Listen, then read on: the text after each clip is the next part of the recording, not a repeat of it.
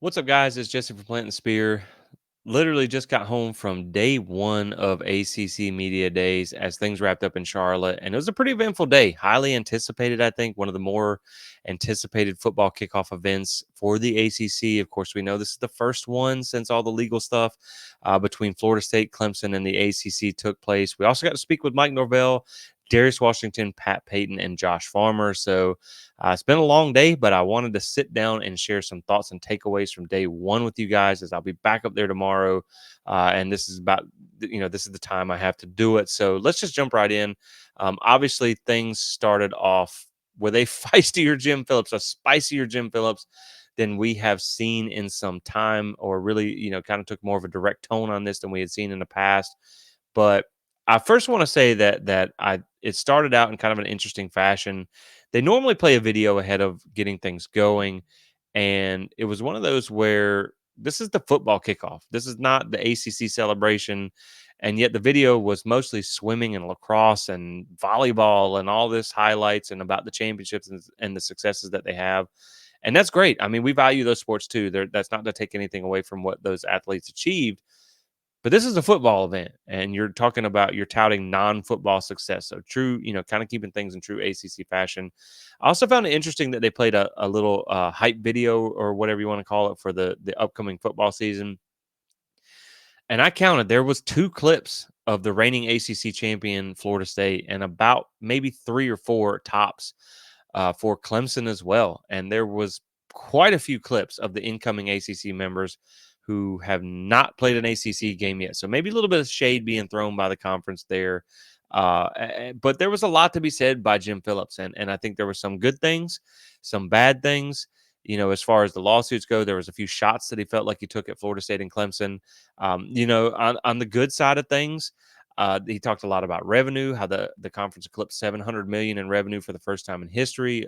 They had a 14% payout over the previous year for the per school distributions, which averaged $45 million.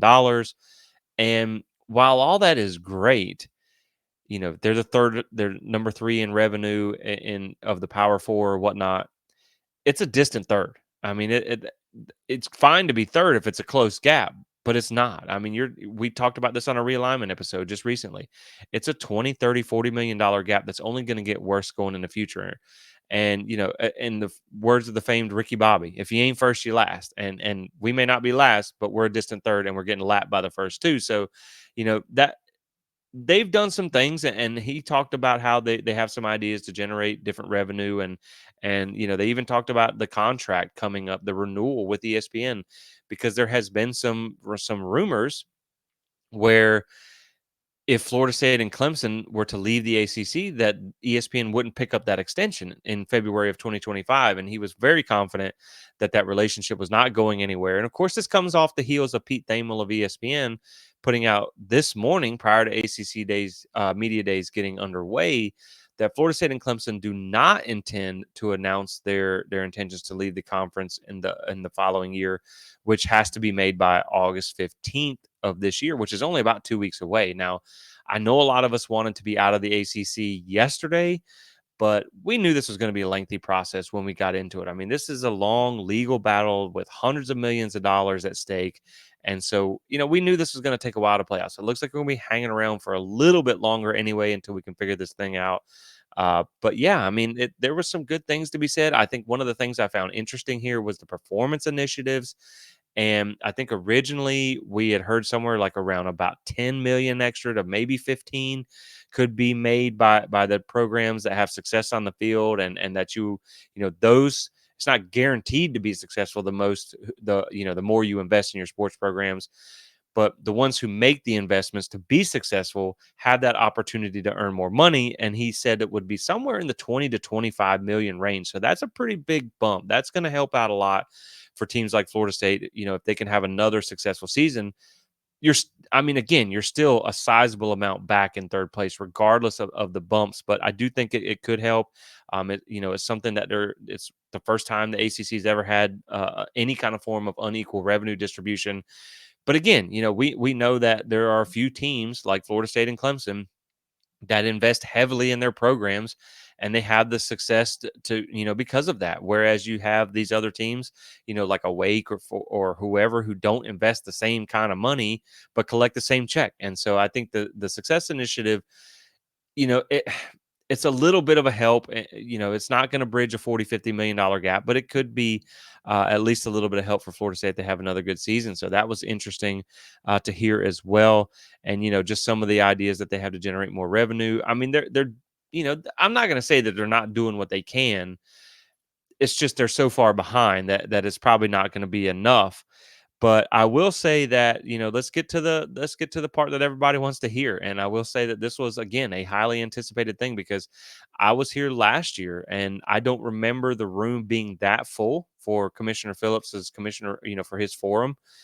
It was packed in there. I mean, it was full to the brim. And so I think everyone was just really waiting to hear what he said. Last year we got the gated community speech, kind of a real word salad approach, real soft touch with what he said. But this year, I mean, he went through his whole spiel and everything. And I think he knew that there was the elephant in the room that was going to be addressed through questions. So he just kind of went ahead and went right at it. I feel like he took a few shots at the two programs.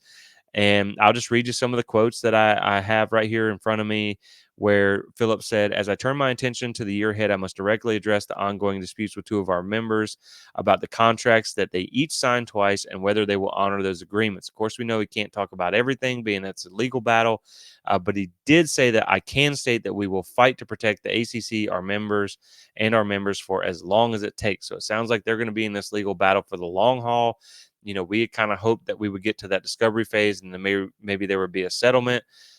Maybe not. I mean, maybe they're just going to fight this thing until a judge has to make a final, a judgment on it or whatnot.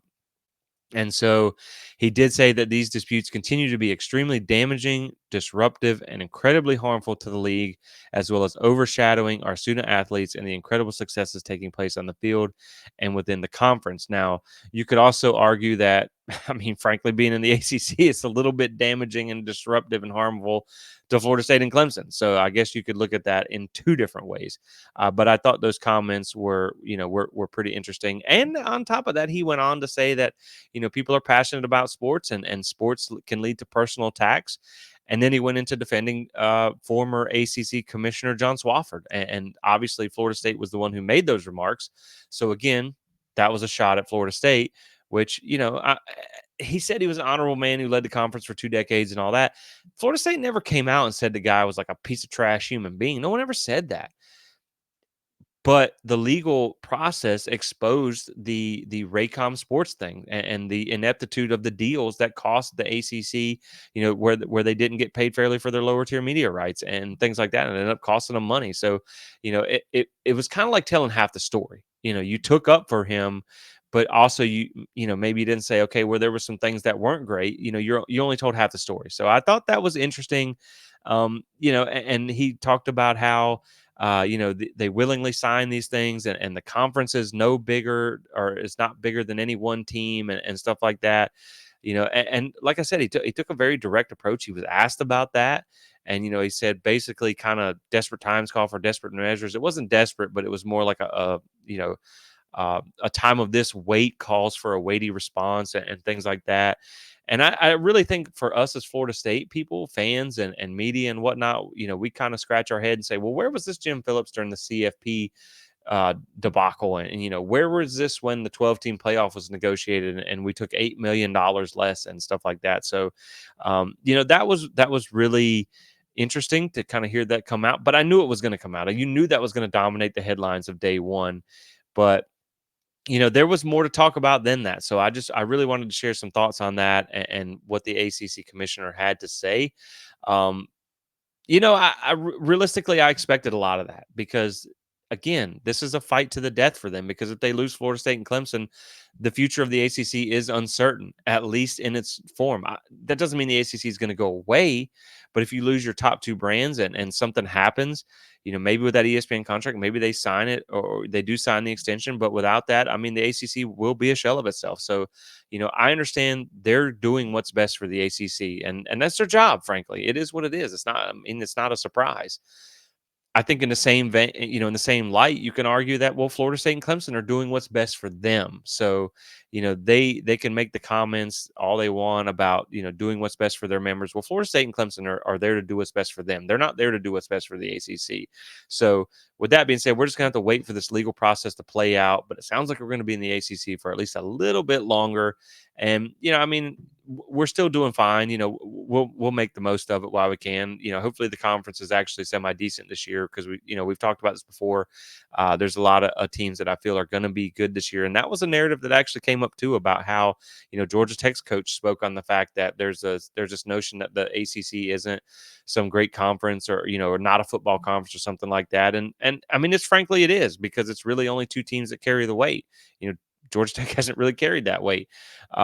But this could be a good year for the conference. And I do want to say before we turn our focus to what FSU had to say, it was funny that one of the things they touted, it's even on a banner in the lobby of the hotel where the event's being attended, that they have the toughest non-conference schedule or something like that. And look, it's not that it's untrue. I mean, we even did an episode on what is strength of schedule where the ACC did play one of the toughest non-conference schedules last year. But, what does that say about your conference when you're not saying you play the toughest conference schedule? You're playing your claim to fame is you're playing the toughest non-conference schedule. So, just a kind of interesting choice of words there to say that. I mean, yeah, good for you for playing the tough out of conference schedule, but maybe those other conferences are like, well, we don't need to do that because we're playing the toughest conference schedule. So, interesting choice of words there. But, I know with saying these things, I know there's a lot of you guys, myself included, where it's like, look, realignment and the lawsuit and all that stuff, it's all fine and dandy. It's tiring. It's exhausting to talk about. And I just want to talk about 2024 football because we are a month away from kickoff. So with all that in the books, I mean, we can't not talk about it because it was really the main story of day one of ACC Media Days. We got a chance to talk to Mike Norvell and the Florida State players that attended as well. So I want to talk about that coming up next because, again, we are only a month away from kickoff. So a lot to talk about there. Overall positive sentiment from Mike Norvell. I think he's really excited about this upcoming season. I think he really likes what he has in this team. He knows he's got talent. He knows he's got a good team. We heard even, I think it was Josh Farmer said, looking back to last year and the things that happened, that they're pissed off. And so I think that, this is really going to be a year of kind of retribution, a year of trying to set the record straight from last year. We've seen and heard a lot from this team about just going through the work and not really saying a whole lot, letting the work do the talk for them. And I think that was kind of evident in some of the things that we heard today. I really like the response I got from Pat Payton when I said, hey, you're one of the, you got overshadowed at times by Jared Verse on the other side of you, but you were one of the best best defensive ends in the country last year when it comes to havoc rate and things like that. And how do you get better going into next year? And he said that, look, man, it's an opportunity. You just have to take every opportunity to get better and maximize it. And that's not just practice. That's in the film room, in the nutrition side of things, and in the weight room, and all that type of stuff. And so, I really just think this team is focused on working and getting better. I asked Josh Farmer about the rotation of the defensive line and how it helped them stay fresh, and he said that it really did make a difference. And they have a deep enough defensive line to do that. Hopefully going forward to where you can overpower people late in the game. Mike Norvell talked about a lot of the guys that they came in that they got. And the additions of things and how this defense is still deep. They lost a lot of big pieces, but it's still a deep defense when you look at the guys like Marvin Jones Jr. that came in, Cam Riley at linebacker, Sione, and a lot of these guys that came in. He talked about the depth that they have, and so to get to some of the things that we talked about in the breakout interview, which I'll be posting that video on the channel for you guys, so you can check out the whole conversation that we had. I was able to ask Norvell multiple questions myself, which was, it's a super cool experience. I mean, most of you guys know my story behind doing this. Just kind of a fan chasing a dream and things like that, and really trying to put in the work for you guys to bring you some good coverage. But man, it's a really super cool experience. I mean, to be able to speak with Norvell and get some insights into the program. So I want to cover some of the things that he said in the breakout interview here real quick. So there was, of course, there was talk about the whole thing, with the lawsuits. And Mike Norvell was pretty much like, look, you just compartmentalize that, control the controllables. That doesn't affect anything on the field. So that was kind of put the rest there. They talked about the end of last year and how things went in the Orange Bowl, and the way things ended. And really, he just said, look, I mean, it is what it is. You can't do anything about it now. Obviously, it didn't work out the way that they wanted, but there was still some opportunities in that, with the extra bowl practices and the game they got to play, where guys who didn't typically get to play, they at least got a chance to get some experience and to grow. And he talked about Brock Glenn, how you saw the way he grew from the ACC title game to the Orange Bowl, and he even said, like, look, the experience wasn't good, but it was still experience. And so they had a chance to grow through there. I think one of the funnier comments of the day that got a good laugh from everybody was somebody asked about, how did it feel knowing that everybody in the country knew you deserved to be in? And he said, well, I don't think everybody thought that, which was pretty funny because obviously the ones that needed to think that were the only ones that didn't. So I thought that was pretty funny. But getting into, even looking at that game in Ireland, one of the things that I think was interesting that I kind of wondered myself was how you deal with the travel going all the way over there. And, how do you give the players the time to enjoy the experience, because it's a unique experience that a lot of them don't get to have. And there was a lot of questions about Ireland and how excited they were for that. But you also have to balance the business at hand. And he said that they're going to lean on some guys on the staff who have dealt with, like NFL games in Europe and things like that, that have had the international travel, because you got a lot of jet lag. That's a long flight and things like that. So it sounds like they have a pretty good game plan in place for managing that. And of course, we know they have to get back to Tallahassee. That's why they went on day one, because they open up camp this week, because they have that week 0 game. So they have to get back to work early. And they just wrapped up summer workouts, which is something that I even asked about with the strength and conditioning staff, how we've seen in the, especially last year on display, where this team has gotten bigger and stronger, and they've been able to overpower teams. And, just speak about the job that Coach Storms and his crew have done. And he said that, they've done an excellent job. He's been with them for, I believe, 9 years now.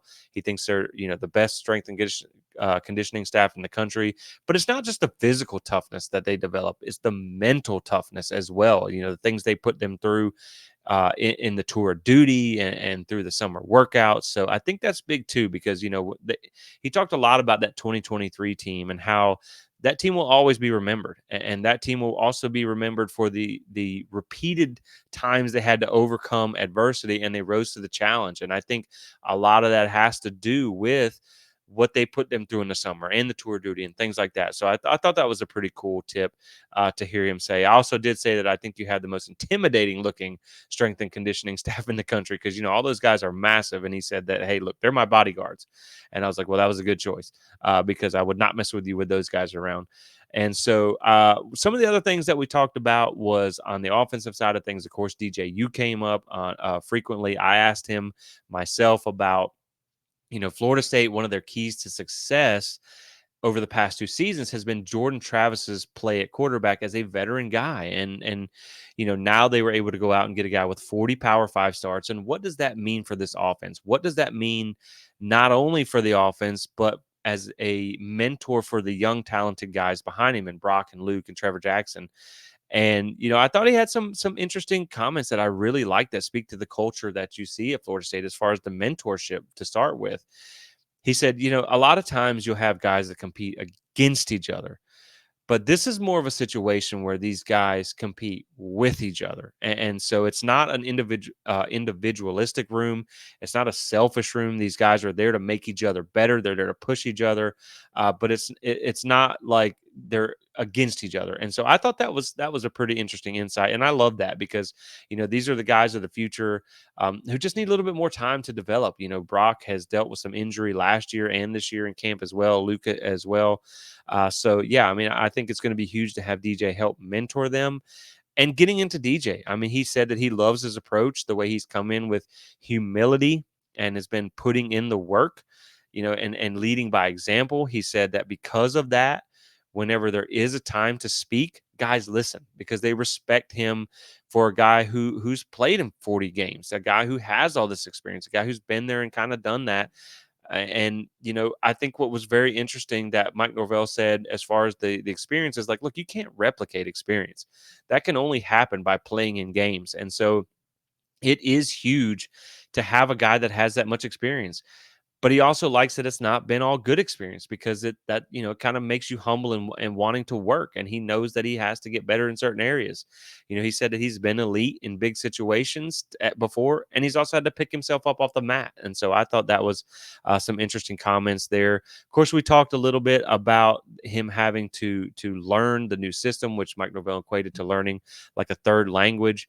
Of course, he picked up things at Oregon State well, but they like the progress that he's made throughout the spring. He's shown, great growth since he's been there and picking things up pretty quick. He's also been good with his leadership since he's arrived in Tallahassee. So that's encouraging to hear as well. We know he just actually declined. We talked about this before, going to ACC Media Days to allow the other members from the team to go that were part of that 2023 ACC Championship team. So I think it's one of those real kind of like quiet leader type of guys, leads by example, and I really like what you're hearing about DJU so far. So he was actually even questioned about his accuracy and how that's kind of been a problem. And so over his career, and Mike Norvell said that look, even though he's a veteran guy, he's shown consistency throughout camp.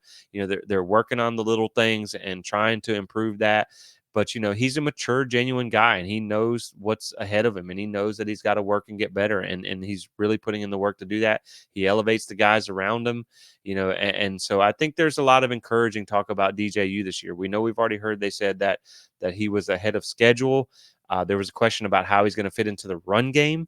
And Mike Norvell said that look, we're interested in what he can do in the pocket more than anything, but you can't ignore the film from the past. He's a big guy. He's hard to bring down. He's ran the ball successfully. In his time at Clemson, particularly where he ran the ball over 100 times in one of his seasons.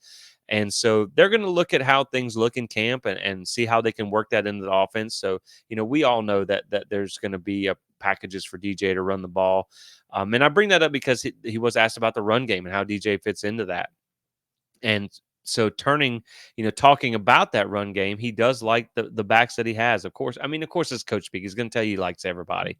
That's going to be every coach at every one of these events. But he talked about how this running back room is deep and dynamic in their variety of skill sets, which he really likes. And that's something we've talked about as well. But he said that it starts up front with that offensive line and the tight ends. He mentioned the tight ends too. And so, like, talking about the offensive line, he said that they have a lot of competition in that group because of the depth that they have. And, that's a good thing because we know that the competition breeds excellence. And so I think that's going to be really good going into camp because, it's like he pointed out, he said that over the course of a 13, 14, 15 game season, hopefully if you make it that far, the guys get beat up. And we saw that last year, where guys had to rotate or play hurt or stuff like that. So if you can have that sixth, seventh, eighth guy without a big drop off, that's going to pay dividends going throughout the course of the whole season. Maybe you can give some guys some time to rest and things like that. When asked about being cross-trained, he said that, look, we like guys who are versatile. And you brought the Swiss Army knife for the offensive line with you to ACC Media Days, and Darius Washington, a guy that's played literally every position on the offensive line. But he did say with the depth that you have now this year, they really want to focus on getting guys in the position to maximize their skill set and where they excel the most. If you have a guy who projects as a tackle, you want him as a tackle. You don't want him to have to play guard. And so I think, he talked about some of the things going into fall camp that's what they're going to figure out now is they know they got good guys to work with, but they need to figure out where guys perform best and get them to that position and working. And so, again, we know this is going to be a good offensive line group. I asked Darius about that when he had his turn at the mic, and he said, "Look, we brought in some good guys, we brought back some good guys, and we're really all just working to really put things together this year." So I'm really excited about this offensive line, and it's come a long way since they took things over. Speaking of the tight end, there was actually multiple questions about Kyle Morlock, and Mike Norvell talked about how he really didn't get a lot of the spotlight last year, but that he did make a solid impact. And he said, "Look, I know coming from D2 to Power 4, there's an adjustment." And he said, "I think another year at Power 4 level is going to be really good for him." He said that over this offseason that he's really worked on developing himself physically, which should help in his blocking. And that's something that, we know that they haven't had a great blocking tight end in a little while. And so if you could get that out of Kyle Moore, like, he's kind of had that longer, slimmer frame. So, if that's something he worked on in the offseason, I think that's going to be really good for Florida State to have someone who can block. Of course, we know Jackson West is kind of projected to be their blocker, more of their blocking tight end. And he also said that Morlock has worked a little bit on his, improving his pass catching skills too. We know he had some drops last year and stuff like that. So he's expecting a big year from him. Also spoke to, being a little bit more of a veteran guy now, about the leadership that he has and how he's helped those young guys in the room, with Landon Thomas and Jackson West and the guys who are going to have to play this year. They're going to have to be part of the offense. So he has helped those guys, mentor those guys as well, which is great. You just want to see these older veteran guys help bring these younger guys up. And it sounds like that's been the case so far. Now, I did ask him about the wide receivers because, we've heard a lot about the speed that this group has this year. And I know it's one of the groups that the jury's kind of out on. We think they can be good, but we're a little worried about them. It's the one position group that we're not sure about. But I asked about the speed because, last year you had Johnny Wilson, big receiver. You had Keon Coleman, who was the guy who was, had the size, a physical guy, not the fastest guy. But this year they have that speed, and that's going to be something that could change the game. And I'll be honest, Mike Norvell kind of lit up a little bit when I asked him about it. You could tell he was a little bit excited about this group. And, he said that this is one of the groups that he really is excited about. And he said that between that and the speed and how they mesh with DJ, that he thinks it has a chance to give them big play opportunities. And that's something that, we saw even when they had Pokey Wilson here, a guy who could take the top off the defense with his speed. And so he's really excited about that. And he said that as well, whatever happens with this group, it won't be for a lack of talent. And so he, with Jalen Brown and Malik Benson and Portier and all these guys and Ja'Kai Douglas, of course, we know that Destin Hill is out, but he's really excited about the talent in this group. And now it's just got to translate to the field. So that's good news because, again, like I said, the receivers are the one group that the jury's been out on a little bit. And it's just really, it's not that we've never questioned the talent as much as we have. We just don't have a lot of proven guys there. And I actually asked him about that. And I thought that he had a really interesting comment when I brought this up because I said, last year you knew what you were going to get because you had a lot of guys who were coming back that had a lot of experience. You knew what they were on the field. But this year, technically on paper, you have a more talented team just with less experience. And one of the things that he said was like, look, just because our top producers all got drafted last year and maybe on paper you don't return a lot of starters, that doesn't mean there's not experience. He cited guys like DJ Lundy, who's played a lot since he was a freshman, Azarie Thomas, who we know played a lot as a freshman, and you lived through some of the growing pains of that. But he said, look, these are guys that have played a lot and they just haven't been starters, but now it's their turn to step into those starter roles. So that's exciting. And of course, we know not all the experience has come at Florida State, but like again, a Cam Riley, he played a lot at Auburn. You have Malik Benson, who played a fair amount, there at Alabama last year. So I think you do have guys that maybe don't have the starts under their belt, but they do have the snaps under their belt. And so I think that is, it's just an interesting thing to hear him say. And I think it does make you feel kind of good about what you got at that position now that you think about it like that. And that goes for all the positions, really. He talked about two defensive guys and he even said that, AZ Thomas, which, I'm going to echo this because we've said the same thing. He thinks he can be a first round draft pick. And I think he will too. So some of the other highlights that we talked about was in helmet communications. Says he thinks that is going to be a benefit this year. Obviously, you don't want to overwhelm a guy with too much information, so you want to give them tips. Maybe some things that you're seeing, some play calls, but you want them to be able to think and adjust their own game as well. And then let's see. Just to kind of wrap things up, I'm looking through some of the notes that I have here. Continuity on the coaching staff has been big for them to help them get everybody ready for this season and be on the same page. So I think that's good as well. And so the last thing I asked about special teams because it's a big part of that third phase. It's a big part of college football and of the game. And we should have some good special teams this year. And that's something that has been a trait of Norvell teams in the past. And when I talked about Mastermano and Fitzgerald, and really I was trying to get into asking about Jalen Lucas because it's a guy I'm really really excited to see play this year. I think he's going to be one of the X factors on this team, both on offense and on special teams. And Mike Norvell came out and said he's like, look, I think Alex Mastromano can be the best punter in the country, and he's an absolute weapon. He flips the field when he gets the opportunity, and so I mean that's going to be huge there. He talked about Ryan Fitzgerald and the consistency that we saw him develop last year in a frankly a big rebound year after struggling the year before. And he said, like, look, I know you asked about Jalen Lucas, and I think he's going to be a dynamic guy for us, but there's a lot of guys that this is their chance to get to maximize an opportunity. And he pointed out Deuce Spann. He said this is the guy, comes in as a wide receiver, didn't quite get the opportunity to do that last year, but he made his impact felt on special teams. Cited a big kickoff that he had last year. So, I think special teams is going to be big for them this year. Like I said, Mike Norvell's had good special teams in the past.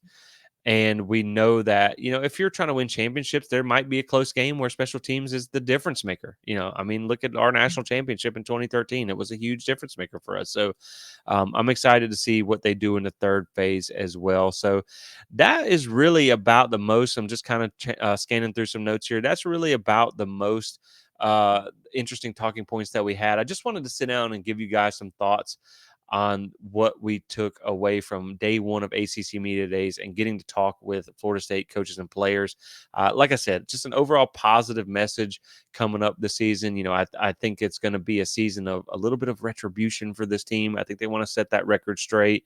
Again, we heard Josh Farmer go at the mic and say, like look, we're a little pissed off about last year, and they really want to set things right.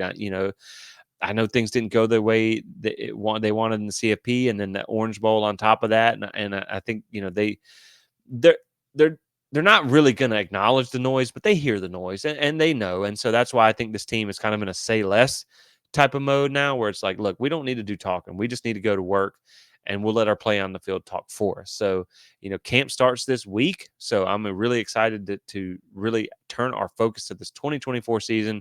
I mean, you got the big game coming up with Georgia Tech and Ireland to kick off just over a month away. So we're going to turn our focus to that as well.